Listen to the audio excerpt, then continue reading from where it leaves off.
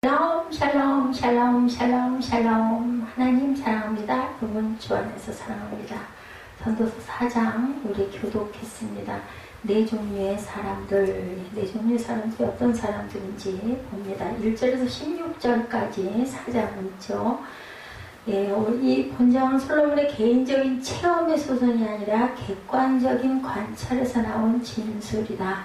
삶의 다양한 모습을 잘 관찰해서 그 속에서 엿볼 수 있는 인생의 허물을 잘 묘사하고 있다고 주석에서 말씀하고 있습니다. 특히 인간의 삶의 유체인 사회생활의 가장 중요한 사항인 정치와 경제가 하나님 중심이 아닐 때 얼마나 허망한 것인지 이것을 말하고 있는 내용입니다. 첫 번째로 성공을 지향하는 사회에 대해서 나타나 있는데, 권력욕에 사로잡힌 사회, 그렇죠? 그런 사회가 많이 있습니다. 우리 주변에도 많이 봅니다. 대통령, 국회의원, 당, 위원들이 되려고, 국회의원들이 되려고 엄청나게 물질적으로도 쏟아붓고 운동도 많이들 하죠. 사람들은 인생을 살면서 성공하기를 당연히 누구나 갈망합니다. 이러한 성공에 대한 갈망은 사람들의 권력욕을 자극하죠. 그래서 권세를 잡는 성공한 사람은 한 번 잡은 권력을 놓치지 않기 위해서 결국 나중에 가다 보면 독재 정치가 돼서 악을 범하게 되는데, 지난번에 봤던 우리 그 광주의 영화, 그 부분도 그래서 그렇게 아주 철벽을 쌓아서 전혀 바깥으로 그런 내용이 나가지 못하게 하고, 종족끼리 그렇게 아주 피가 터지고 정말 너무너무 잔인해서 볼 수가 없는 그 영화를 어떻게 찍었을까? 그때 있었던 일들을 혹시 그걸 저장을 해놨다가 한 게 아닌가, 저는 그런 생각을 했습니다. 인간이 확실한 목적을 갖지 않고는 막연히 성공을 위해서 물리적인 힘을 사용한다면 남을 괴롭히는 독재를 행하게 된다. 그렇습니다. 인간 권력의 유한성에 대해서 욥기 12장 19절에서 25절까지 나타나 있습니다. 이거는 우리가 한번 찾아서 읽어볼 필요가 있을 것 같아서 길지만 제가 실었습니다. 욥기 12장 19절에서 25절 우리 함께 합독해보죠. 19절부터 제가 읽습니다. 제사장들을 벌거벗게 끌어가시고 권력 있는 자를 넘어뜨리시며 충성된 사람들이 말을 물리치시며 늙은 자들의 판단을 빼앗으시며 귀인들에게 멸시를 쏟으시며 강한 자의 띠를 푸시며 어두운 가운데서 은밀한 것을 드러내시며 죽음의 그늘을 광명한 대로 나오게 하시며 민족들을 커지게도 하시고 다시 멸하기도 하시고 민족들을 널리 퍼지게도 하시고 다시 끌어가기도 하시며 만민의 우두머리의 총명을 빼앗으시고 그들을 길없는 거친 들에서 방황하게 하시며 빛없이 캄캄한 데를 더듬게 하시며 취한 사람같이 비틀거리게 하시느니라. 인간 권력은 이렇게 한계가 있다. 하나님께서는 이 모든 것을 하실 수가 있다라는 거죠. 어두운 가운데서도 은밀한 것을 드러내시고 죽음의 그늘을 광명한 대로 나오기도 하시고 민족들을 커지기도 하시고 멸하기도 하시고 민족들을 널리 퍼지기도 하시고 다시 끌어가기도 하시며 인간의 만민의 우두머리들의 총명을 빼앗으시고 그들의 길없는 거친 들에서 방황하게 하시고 빛없이 캄캄한 데를 더듬게 하시며 취한 사람같이 비틀거리게 하시느니라. 어떠한 자도 그냥 결국은 거꾸러지게도 하신다라는 거죠. 그리고 하나님의 권력의 절대성에 대해서 베드로전서 5장 11절에 말씀합니다. 권능이 세세 무궁토록 그에게 있을지어다. 그래서 첫 번째로는 성공을 지향하는 사회는 이러한 사회가 되어버릴 수가 있다. 두 번째로 시기심에 빠진 사회는 어떤 사회인가 봅니다. 성공만을 지향하는 사회는 성공을 한 사람뿐만 아니라 성공을 하지 못한 사람을 죄악에 빠지게도 한다. 시기가 나죠. 누군가가 성공했다고 그러고 누군가가 아주 영웅이 됐다고 그러고 누군가가 대단하게 뭔가 그 명예를 나타낸다고 하면은 그 주변에 있는 그만 못한 사람들은 시기를 하게 된다.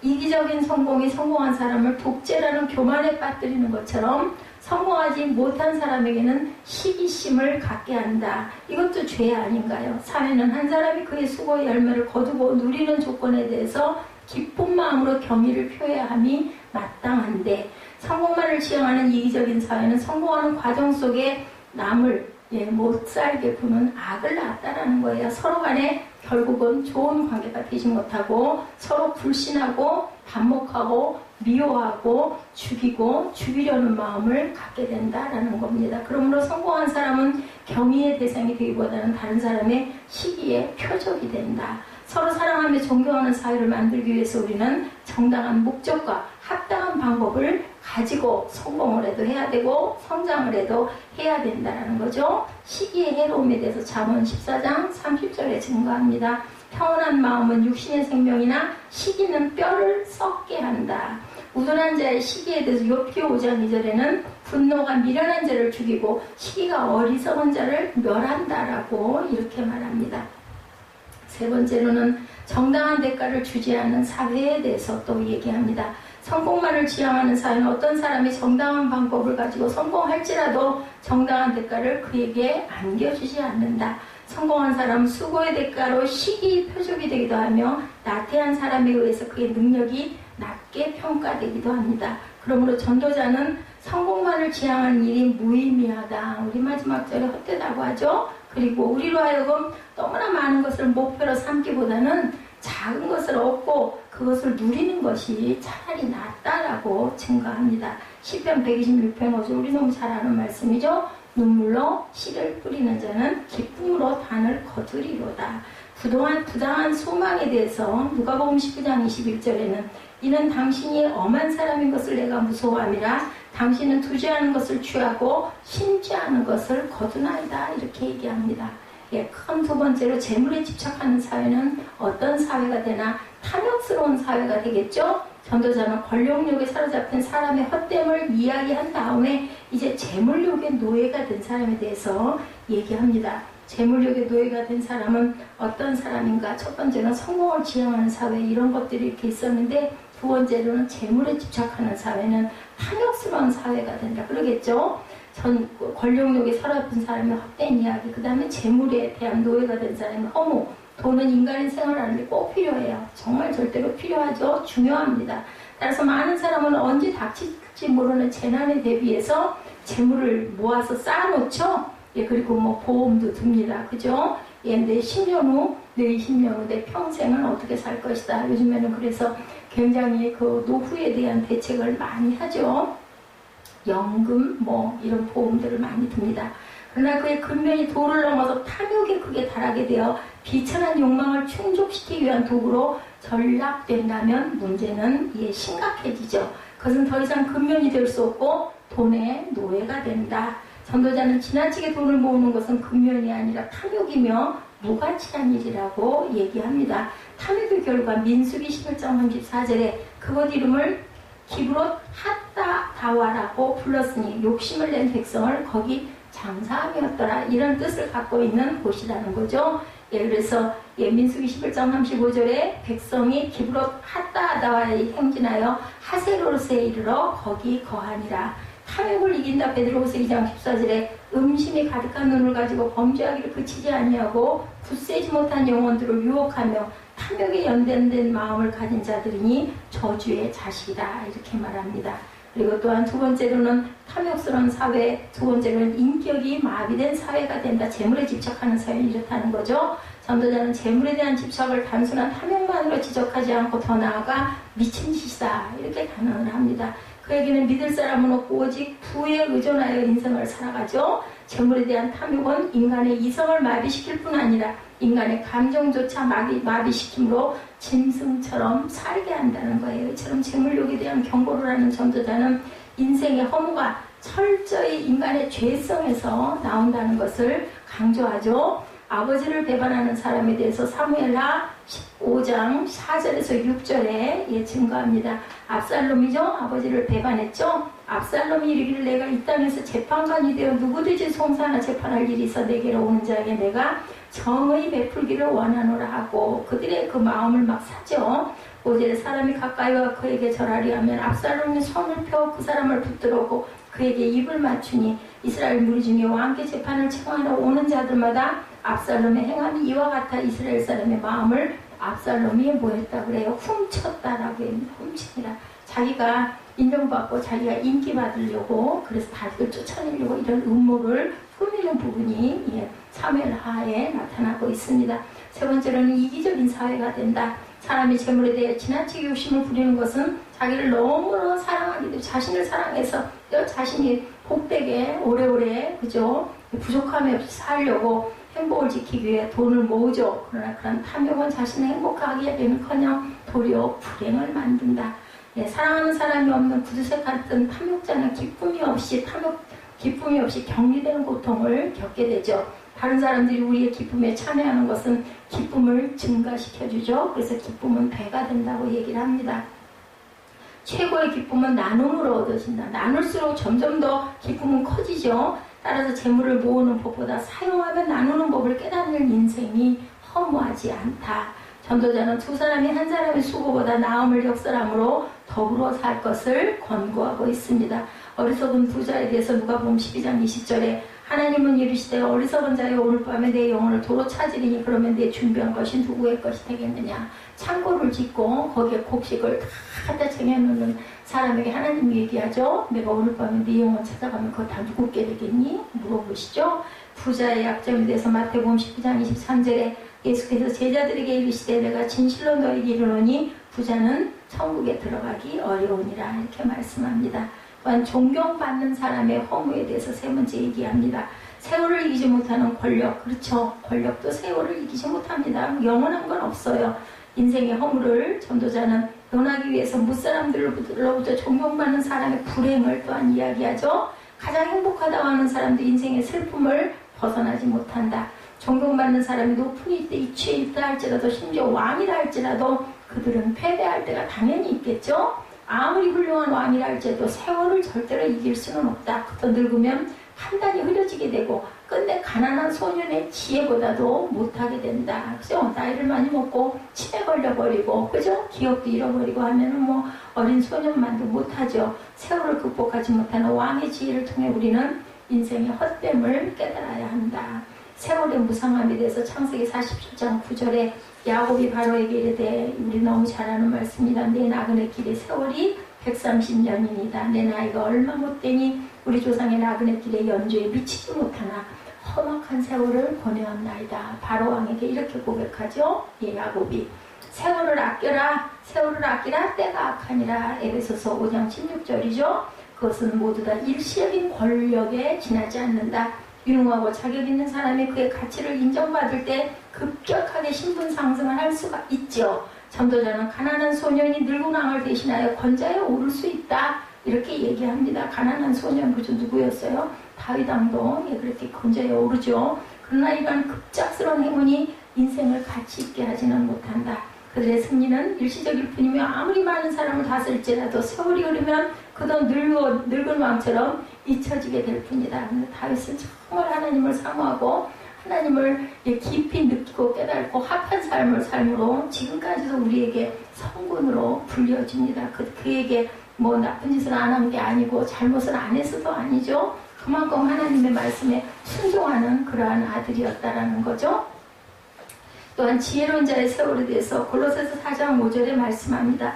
외인에게 대해서는 지혜로 행하여 세월을 아끼라. 잊게 하는 세월에 대해서 창세기 40장 23절에 술 맡은 관원장이 요셉을 기억하지 못하고 그를 잊었더라. 잊게 하는 세월입니다. 변화하는 권력에 대해서 변화는 인간의 자랑이다. 과거보다 오늘이 더 발전되고 오늘보다 내일의 삶이 더 나아질 것이라고 희망에 찬 말을 합니다. 그러나 변화가 인생을 가치 있게 만드는 것은 결코 아니다. 아무리 위대한 사람일지라도 아무리 놀라운 발명일지라도 이러한 변화에 묻혀 퇴색되기 때문에 변화는 인생을 허무하게 만들 뿐이다. 변화 없는 하나님이라고 야고보서 1장 17절에 온갖 좋은 은사와 온전한 선물이 다 어디로부터? 위로부터 빛들의 아버지께로부터 내려오나니 그는 변함도 없으시고 회전하는 그림자도 없으시니라 말씀합니다. 필연적인 만물의 변화에 대해서 히브리서 7장 12절에 제사 직분이 바꾸어졌은즉 율법도 반드시 바꾸어지리라. 결론이죠. 세상은 인생을 가치 있게 만들 것만 같은 환영들이 많이 있지만 전도자는 부와 권력 등이 그러하다 이렇게 얘기합니다. 이러한 것들은 인생을 결코 가치 있게 만들지 못하고 우리에게 절대로 기쁨을 주지 못한다. 너무 많은 부와 재물은 행복이 아니라 오히려 고통이라는 모순된 삶의 모습들이 인생의 허물을 예증하고 있음을 이렇게 전도자가 오늘 본문 4장에서 지적하고 있죠. 예, 지금까지 매주 전도서를 1장씩 지금 가고 있어요. 주마다, 그죠? 예, 우리 4장의 말씀을 살펴볼 텐데 1장에서 말씀한 것은 해 아래서 인생에 아무리 수고를 해도 어떻다고요? 수고가 유익을 주지 못한다. 따라서 우리는 해 아래의 수고, 다시 말해서 육신을 위한 수고에 집착하지 말아야 될 것을 얘기하고 있습니다. 그 수고는 해보았자 헛된 수고다, 이렇게 얘기하죠. 솔로몬이 전도서 2장에서 말한 것은 인생의 행복이 과연 어디 있느냐. 예, 솔로몬은 말씀하죠. 인생의 행복은 찾기 위해서 쾌락의 나라에도 가보았고 지혜의 나라도 가보았고 재물의 나라에도 가보았다. 그러나 어디에도 참다운 행복은 찾을 수가 없었다. 그 뒤에 솔로몬은 행복이 멀리 있지 않고 언제나 가까이 있다는 사실을 깨닫게 됐습니다. 그래서 아마 산 넘어 행복이 있다고 해서 갔더니 거기에도 행복은 없었다라고 얘기하죠. 무엇을 먹든지 무엇을 마시든지 무슨 일을 하든지 심령의 낙을 누리면서 살아가는 것이 바로 행복이라는 것은 솔로몬을 2장에 이렇게 일깨워주고 있다. 전도서 3장에는 우리에게 천하의 범사의 모든 일에 다 정한 때가 있다. 날 때가 있고 죽을 때가 있고, 그죠? 찢을 때가 있고 꿰맬 때가 있고 이렇게 말씀했습니다. 하나님께서 모든 일에 때를 이렇게 정해놓으셨다. 그런데 하나님이 그 때를 어떻게 정하셨나? 사람들을 골탕 먹이기 위해서, 괴롭히기 위해서 정해놓으신 것이 아니라 우리를 위해서 모든 때를 아름답게 적절하게 정하셨다라고 말씀합니다. 그래서 우리는 하나님이 우리를 어디로 인도하시든지 장래일에 대해서 절대로 염려할 필요가 없다는 거죠. 하나님께서 알아서 때를 정하시고 우리의 발걸음을 선하게 인도해 주시기 때문이다. 우리는 매일매일 하나님께서 우리에게 어떠한 일을 맡겨주셨든 간에 하나님의 깊은 경륜에서 우리에게 맡겨주신 가장 적합한 일이라는 믿음을 가지고 기쁨을 누리면서 모하면서 최선을 다해서 어떤 일이든지 임해 나가야 할 것이다. 바로 눈앞에 하나님이 계신다라는 마음까지 어떤 일이든지 해야 될 거다. 아까 특성한 것이 하나님이 가장 기뻐하시는 노래는 우리의 삶으로 드려지는 찬양이죠. 정말 그 가사에 은혜가 있었습니다. 그것이 바로 인생의 분복이고 타고난 복이라는 거죠. 우리가 매일의 삶 속에서 누리고 즐겨야 할 복이다. 오늘 4장의 말씀에 우리가 쭉 봤지만 하나님은 우리에게 베푸시는 은혜를 우리가 받아봅니다. 솔로몬은 네 종류의 사람에 대해서 논하고 있죠. 이 네 종류의 인생들은 다 불행했어요. 아까도 사회적으로 돈을 많이 모아 명예를 열심히 구하고, 그죠? 이렇게 했던 성공을 지향하는 이런 사회도 다 이런 허무가 있을 수밖에 없었다. 그런데 네 종류의 인생들은 다 불행했는데 심령에 낙이 없고, 심령에 낙이 없다는 말씀을 읽으면서 혹시 나는 그 가운데 해당하는 사람이 아닌가 우리 한번 돌아보십시다.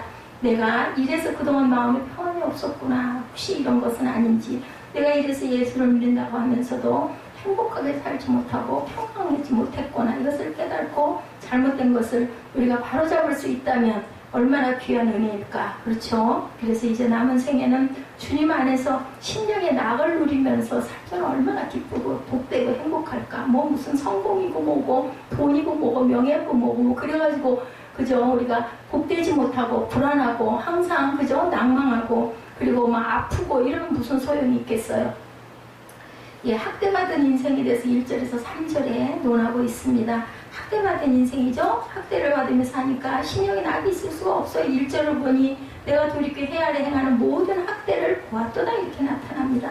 모든 학대를 보았다고 하죠. 예나 지금이나 마찬가지죠. 해 아래 인생이 있는 곳에는 학대가 있기 마련이다. 가진 사람은 못 가진 사람을 착취하죠. 배운 사람은 못 배운 사람을 무시합니다. 힘 있는 사람은 힘 없는 사람을 억누릅니다. 이처럼 어디에나 다 학대는 있게 마련인데, 학대받은 사람의 가장 큰 문제점은 무엇일까? 솔로몬이 계속 얘기합니다. 오라, 학대받은 자가 눈물을 흘리되 저희에게 뭐가 없도다? 위로자가 없도다 말합니다. 학대받은 자가 눈물을 흘리는데 문제는 학대받은 사람에게 위로해주는 사람이 없다는 거예요. 솔로몬은 다시 한번 그것을 반복하면서 강조합니다. 저희를 학대하는 자의 손에는 권세가 있으나 저희에게는 위로자가 없도다. 학대받은 손에는 권세가 있죠. 그래서 학대받은 사람을 마음껏 학대합니다. 그러나 학대받는 자에게는 아무것도 없어요. 그러다 보니 누구도 그를 위로해 주지를 못해요. 그죠? 두 눈에서 눈물만 흘릴 뿐이다. 근데 문제는 그 눈물을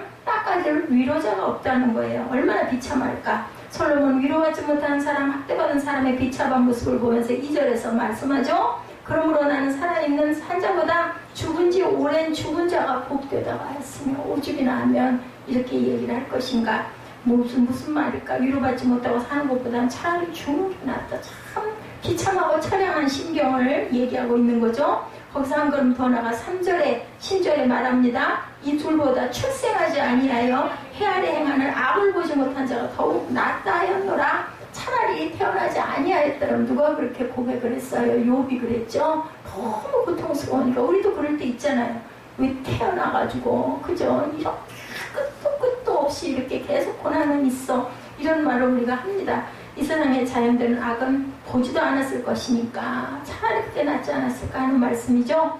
해 아래 인생이 있는 곳에는 어디에나 악이 있고 학대가 있고 그에 따른 이거 인생의 무거운 짐이 다 있게 마련이다. 저와 여러분은 힘든 상황을 당했을 때 어렵고 억울하고 슬픈 일을 당할 때 우리가 위로를 어디서 찾을 것인가 주님께 기도하죠. 근데 기도도 안 될 때도 물론 있습니다. 그래도 참참하게 뭔가 하나님이 저희들에게 베푸신 주변의 것들을 통해서 뭐 자연을 통해서 아니면 음악을 통해서 저는 그렇습니다. 아니면 뭐 그저 좋은 뭐 이런 영상을 통해서 그런 것에서 저는 마음을 돌이키고 위로를 받고 기뻐하고 즐거워하고 감사하고 하나님께서 그것도 다 우리에게 베풀어 주신 것들이거든요.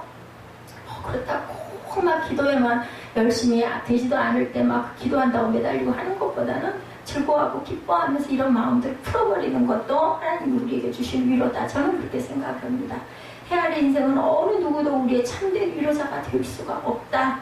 예, 욥을 생각해보면 그죠? 아까도 말씀드렸지만 새 친구가 찾아오죠. 예, 위로해주기 위해서 온갖 말을 대했지만 욥이 친구에게 과연 위로를 받았나? 아니었었죠. 오히려 마음이 더 아팠습니다. 왜냐하면 온전하게 욥의 마음을 헤아리지 못했고 또한 자꾸 비판하죠. 또 왜 그렇게 해서 하나님께 네가 하나님을 노하시기 위해서 네가 죄를 받은 거 아니냐? 막 이런 얘기들을 많이 합니다. 예, 우리는 마음이 더 아파질 때가 주변의 사람들 통해 있을 때, 그럴 때 우리도 누군가를 위로할 때는 그죠? 너는 이래서 이렇고 저래서 저렇고 판단하지 말고 그냥 보듬어주고 다독여주고 심령의 위안을 얻을 수 있도록 이렇게 다독여주는 그런 자세가 좋지 않을까. 우리가 당하다 보면 그런 마음이 듭니다. 해 아래 인생은 어느 누구도 우리에게는 참된 위로자가 없고, 그러면 힘들고 어려운 일을 당했을 때 어디서 위로를 찾을까? 시편 121편의 어느 시인이 그 작자 미상입니다. 노래합니다. 내가 산을 향하여 눈을 들리라. 그죠? 나의 도움이 어디서 올까? 나의 도움이 천지를 지으신 야훼에게서로다. 하나님께서는 우리에게 자연을 통해서도 환경을 통해서도 아니면 좋은 문학 서적을 통해서도 아니면 좋은 영상을 통해서도 항상 도움을 주시는 하나님. 여기 하나님이 계시는구나. 하나님이 이렇게 말씀하시고 나의 마음을 이렇게 평안하게 해주시는구나. 그런 거를 느낄 때 그 도움은 전능한 야훼 하나님만이 우리의 참된 위로자고 진정한 도움이 될 수 있다라는 것. 선지자 엘리야 어땠었어요? 사악한 여인 이세벨의 핍박을 받게 돼서 막 도망가잖아요. 그죠? 로뎀나무 그늘까지 피해가서 차라리 내가 죽겠나. 얼마나 힘들면 이 엘리야 같은 사람이 이렇게 나 이제 죽겠습니다 하고 피신을 했대요. 그 많은 사람을 죽이고. 그죠? 광야길이기 때문에 길은 또 얼마나 험하고 얼마나 뜨겁고 얼마나 배는 고프고. 그죠? 너무 힘들고 힘들어서 엘리야는 로뎀나무 아래서 죽기를 간구합니다.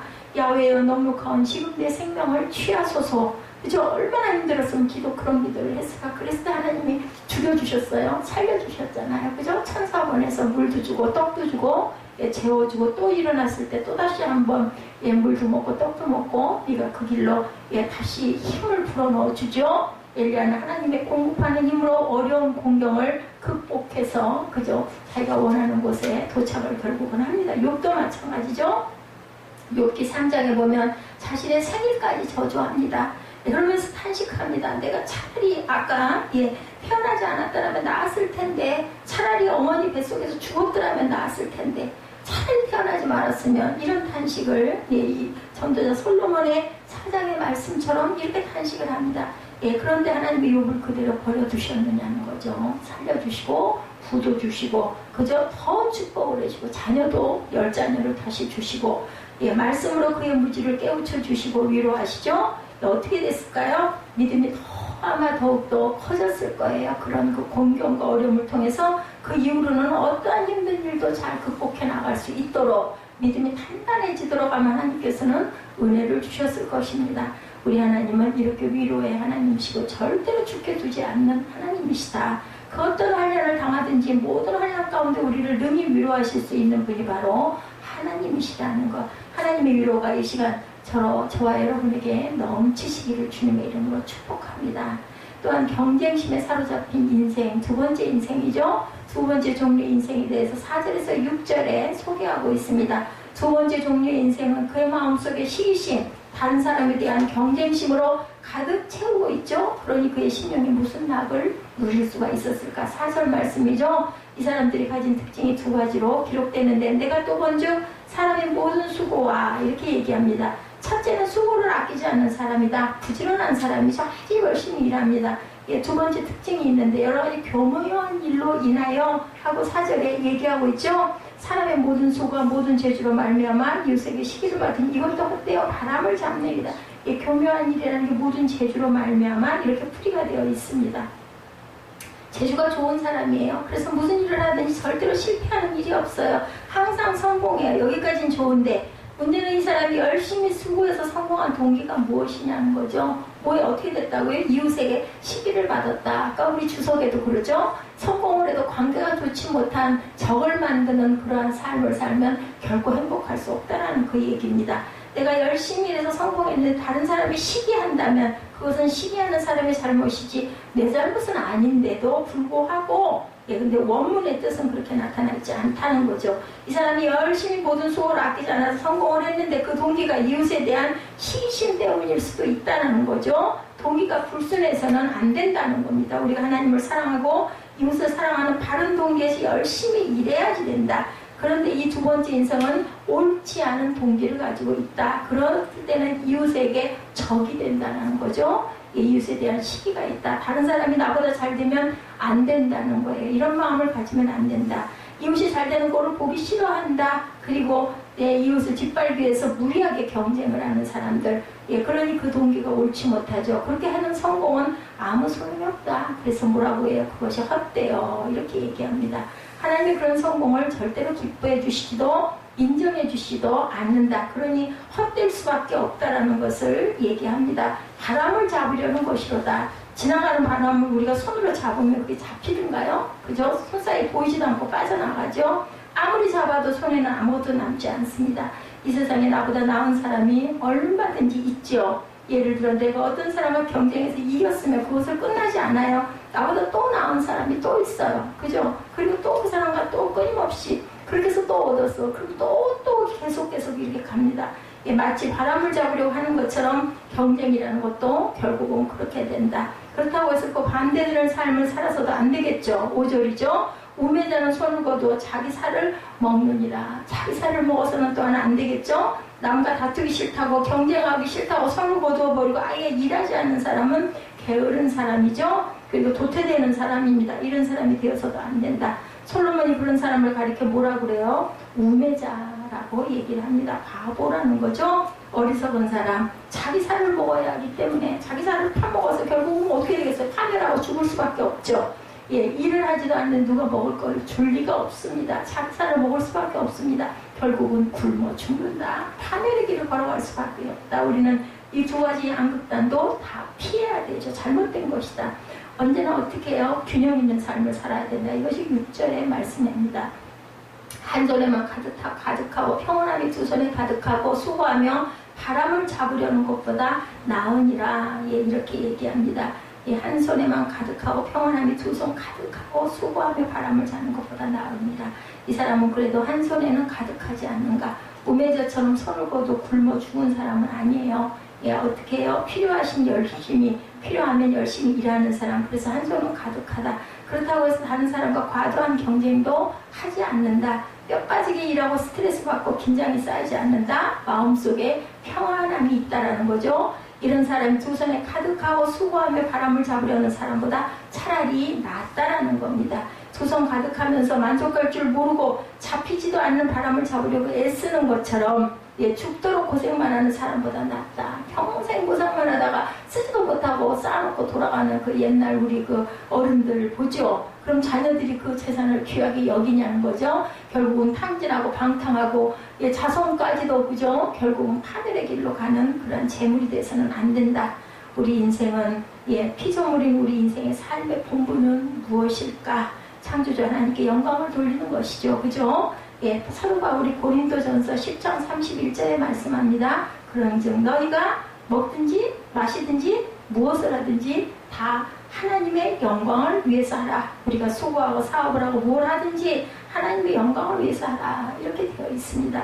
이웃 잘 되는 꼴 보기 싫어서 내가 이웃보다 더 나아지기 위해서 하는 일이 되어서는 안 될 것이다. 내가 이 일을 하면 과연 하나님이 기뻐하실까? 하나님의 영광을 받으실까? 이것이 늘 우리 마음속에 자리 잡고 있어야 한다. 저 사람이 나보다 잘 되면 안 돼. 어떻게 하든지 저 사람을 이겨야 해. 이런 마음을 가지면 하나님도 기뻐하지 않고 나도 평강이 없이 계속 쫓기는 그런 삶을 살아갈 수밖에 없다라는 거죠. 그래서 1등이 굉장히 위험하다고 그러죠. 항상 2등이 나를 추격해 오기 때문에. 그래서 무슨 일을 하든지 늘 하나님의 영광을 생각하는 저와 여러분 되시기 바랍니다. 그러할 때 세상 사람들이 알지 못하는 평강, 우리 하나님께서 주시는 기쁨이 그죠? 우리 마음에 넘치게 된다.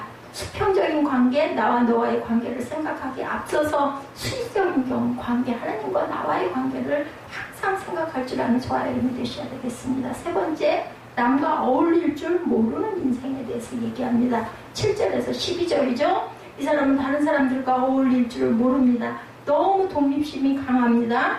자기가 제일인 줄 압니다. 뭐든지 자기 혼자 해야 합니다. 그러니 어찌 그 마음에 평안이 있겠나. 그래서 아마 요즘에 학교에서는 뭐 그룹으로 스터디를 하게 하든지 아니면 짝을 지어서 스터디를 하게 하든지 이런 일들을 이렇게 아이들 학습을 시키는 거 굉장히 좋다고 저는 생각이 듭니다. 7절에 보니 내가 또 돌이켜 헤아려 헛된 것을 보았도다. 이런 사람은 아무리 수고해도 헛되다. 8절 이하에도 설명하고 있죠. 어떤 사람은 아들도 없고 형제도 없으니 가족이 없다라는 거예요. 우리가 육신의 가족이 없다 할지라도 우리 마음의 문을 넓게 열면 이웃도 사촌이라고 하죠. 모든 사람을 가족처럼 여기면서 얼마든지 살아갈 수 있는데 이 사람에게는 아무도 없이 홀로 있으나 라고 얘기합니다. 철저하게 혼자 아내도 없고 남편도 없고 그렇다고 친구가 있는 것도 아니고 그죠? 동업해서 일하는 사람이 있는 것도 아니고 철저하게 혼자다. 수고하기를 맞이 아니하며 이렇게 나타납니다. 그저 혼자서만 수고를 계속 한다는 거죠. 다른 사람을 불러 같이 협력해서 일하면 얼마나 좋을까. 그런데 그렇게 하지 않는다. 왜냐?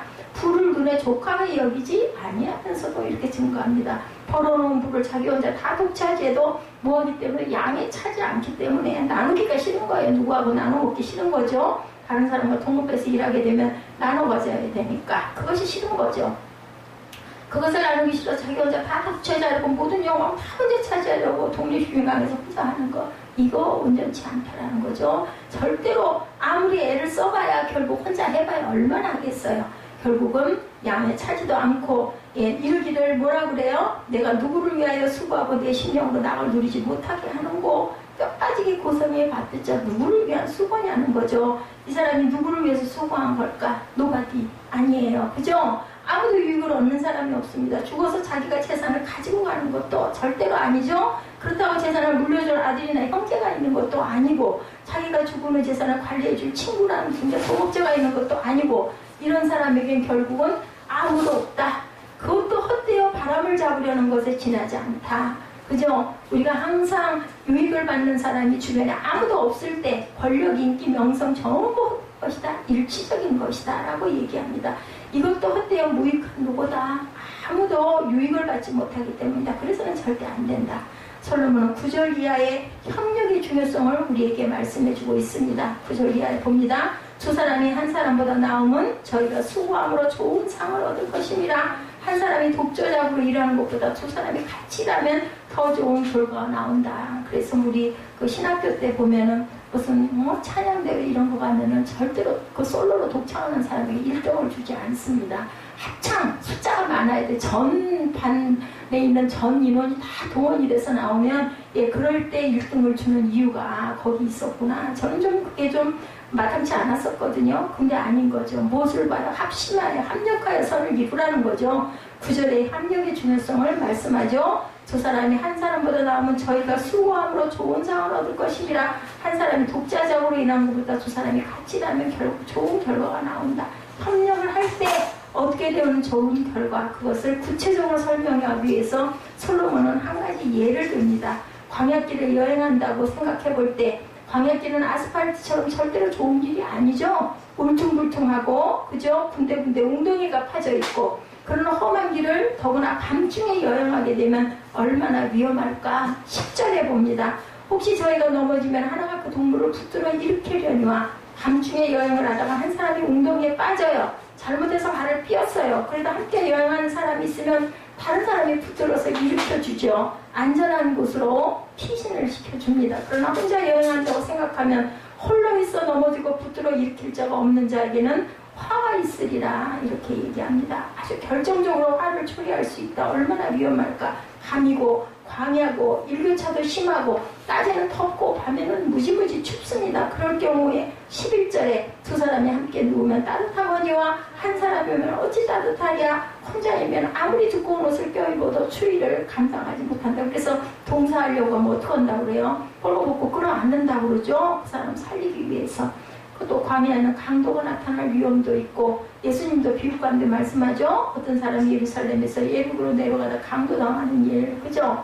선한 사마리아의 사람 이 얘기, 그죠? 실컷 얻어맞고 거의 죽을 뻔하죠. 이처럼 광야길 혼자 여행하는 것은 정말로 위험하다. 인생길도 마찬가지라는 거죠. 이거 12절이죠. 한 사람이면 패하겠거니와 두 사람이면 능히 당하나니 삼겹줄은 쉽게 끊어지지 아니하느니라. 삼겹줄은 당연히 끊어지지 않겠죠. 숫자가 많으면 많을수록 더 안전하다. 뭉치면 산다, 흩어지면 죽는다.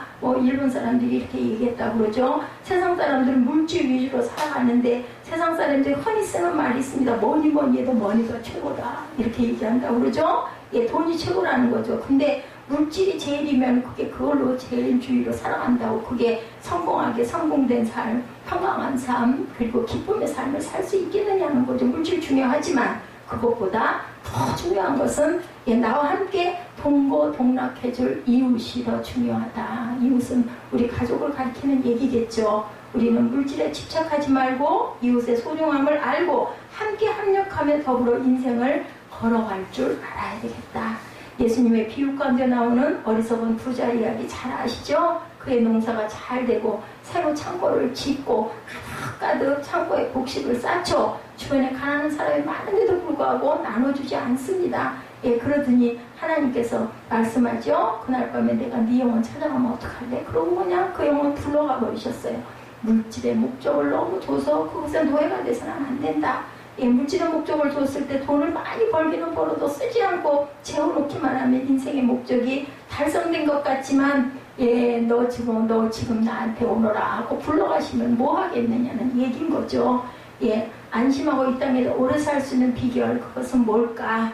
인삼, 녹용, 보약도 좋지만 확실한 비결, 물질을 하나님 뜻대로 선하게 이웃을 위해서 잘 쓸 줄 알아야 된다.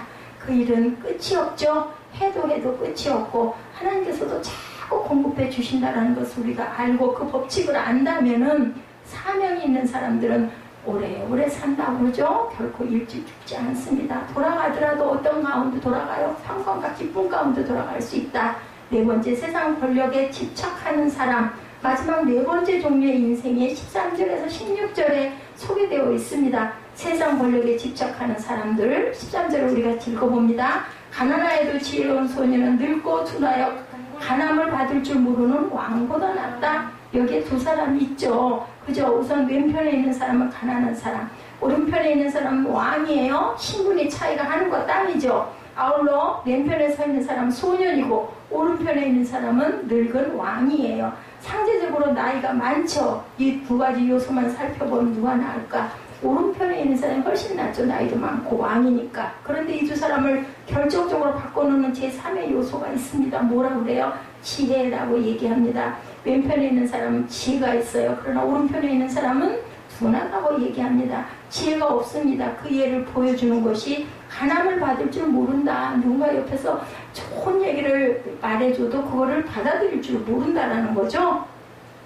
다른 사람의 말에 귀를 기울이지 않는 사람, 자기 나름대로의 그 고정관념에 다 빠져있는 사람, 분명히 자기가 틀렸는데도 벅벅 우기는 사람, 이런 거 조심해야 돼요. 나이가 들면 고집이 점점 세져요.